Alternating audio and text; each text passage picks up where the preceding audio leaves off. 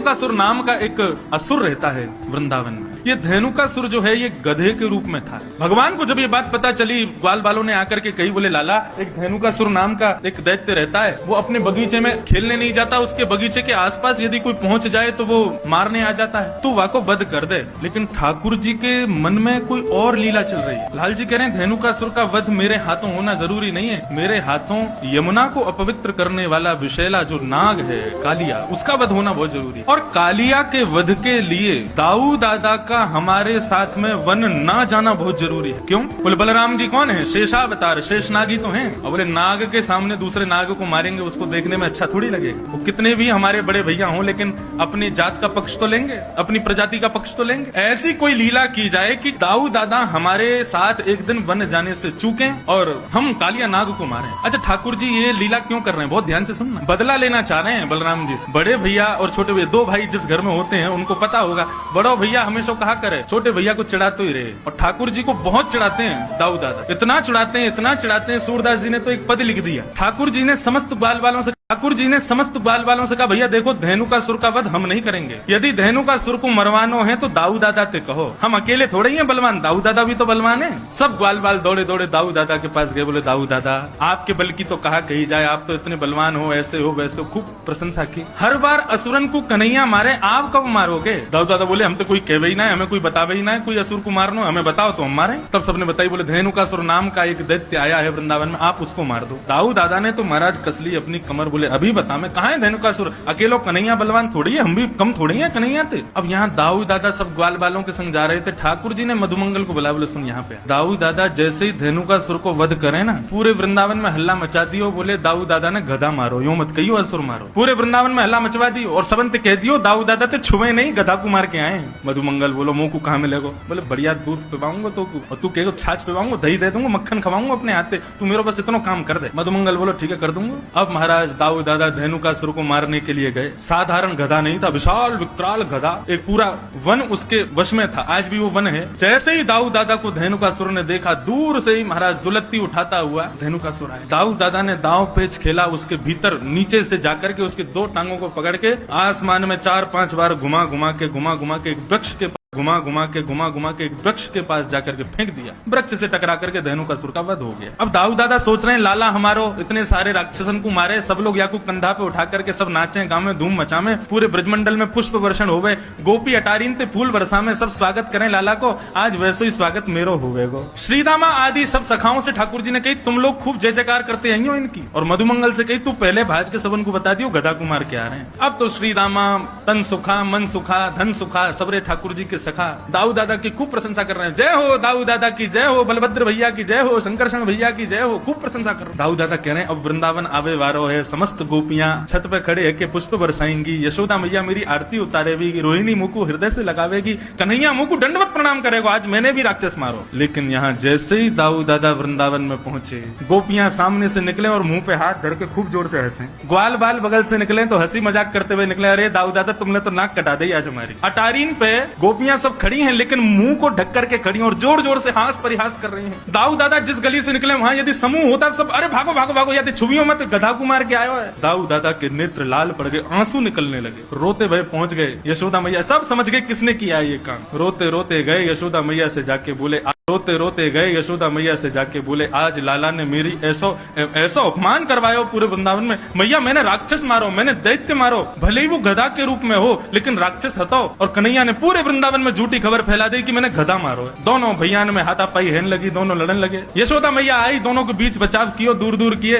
बोले कहा करना चाहो आज बता दो। दाऊ दादा बोले मैं बड़ा हूं, मैं पहले बोलूंगा। बोले बोल। बोले आज के बाद कन्हैया के संग में खेलवे नहीं जाऊंगा वन में। ठाकुर जी तुरंत चरणों में गिर गए, जय। अरे दाऊ दादा ऐसे मत करो, आपके बिना तो मैं कैसे खेलूंगा, आपके बिना कैसे जाऊंगा, आपके बिना मेरा मन कैसे लगेगा, मेरा ख्याल कौन रखेगा, मुकुमा वन में भोजन कौन करावेगा। दाऊ दादा बोले अब तो को पता चलेगी, अब अकेलो जा, मैं ना जाऊंगा तेरे संग, मैं अपनी दूसरी मित्र मंडली बनाऊंगा, बा के संग रहूंगा, तू अपनी मित्र मंडली के संग जा। ठाकुर जी झूठे आंसू बहाने लगे। दाऊ दादा कह रहे हैं 2-4 दिन थोड़ा सा रूठेगा फिर मना लूंगा। ठाकुर जी लेकिन अंदर ही अंदर प्रसन्न हो रहे हैं, वाह भाई बहुत बढ़िया, अब कम से कम ये दूर तो रहेंगे, एक आध दिन में ही हम काम कर देंगे, कालिया नाग का वध करना है, इनके बिना कर। ठाकुर जी बहुत चिंतित हैं कालिया नाग को लेकर। भगवान को 2 2-4 बार खबर मिली कि कुछ गाय यमुना का जल पीने के लिए जाती हैं और वहां यमुना जल पीते ही मूर्छित हो जाती हैं। आज प्रातः काल का सूर्य उदय हुआ, अपनी समस्त ग्रहचर्याओं को निवृत्त होकर के ठाकुर जी अपने समस्त ग्वाल मंडली के साथ में कंडुक क्रीड़ा करने के लिए यमुना पुलिन पर जाने लगे। आज ठाकुर जी उस दिशा में जा रहे हैं जहां आज तक कभी नहीं गए। मधुमंगल, श्रीदामा आदि सब ठाकुर जी को रोक रहे हैं। बलराम जी होते हैं तो बलराम जी जो कहते हैं ठाकुर जी को करना,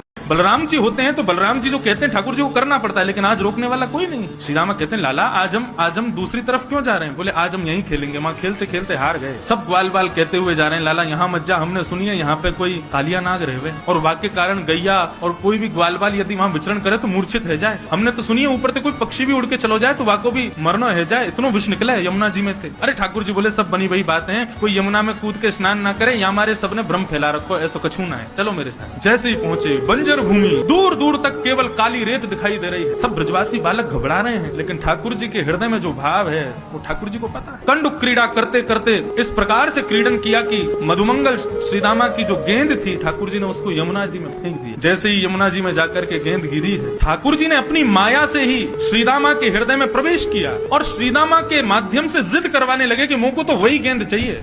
नहीं तो क्रीड़ा करते करते कितनी गेंद खोती हैं, कभी श्रीदामा मधुमंगल क्रोधित नहीं होते, कुंपित नहीं होते, लेकिन आज श्रीदामा जिद कर रहा है मुझको वही गेंद चाहिए। बाकी के सब सखा मंडली के सब श्रीदामा से कह रहे हैं अरे ठीक है लाला दूसरी गेंद आ जाएगी, ऐसे तो जाती रहे, तू आज इतना गुस्सा क्यों है रो? श्रीदामा बोला सब शांत है, जाओ कन्हैया मुझको वही गेंद चाहिए, लेके आ। ठाकुर जी बोले यहाँ में कालिया नाग रहे, श्रीदामा देख ले कूद जाऊंगा मैं। बोलो मुझको कछू ना पतो कैसे भी करके लेके आ। ठाकुर जी बोले मुझको चुनौती मत दे, मैं कूद जाऊंगा। सब ग्वाल बाल वहाँ श्रीदामा और ठाकुर जी के बीच के जो वाद संवाद है, युद्ध है, उसको शांत करने की कोशिश कर रहे हैं, लेकिन इतने में ही ठाकुर जी ने अपनी काली